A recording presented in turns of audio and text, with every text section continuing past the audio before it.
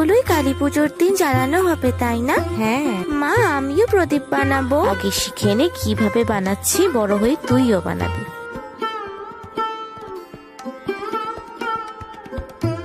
এবারে প্রদীপগুলোকে রোদে শুকোতে দিয়ে আসি। টুবাই, বাজিগুলো রোদে দে।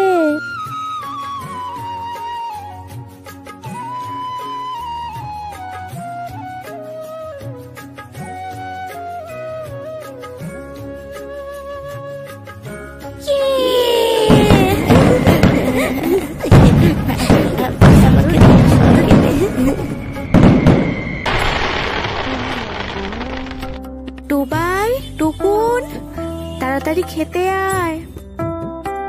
মা, লুচি? হ্যাঁ, আর সঙ্গে ছোলার ডাল আর বোঁদে। বাহ, এ তো ফাটাফাটি ব্যাপার।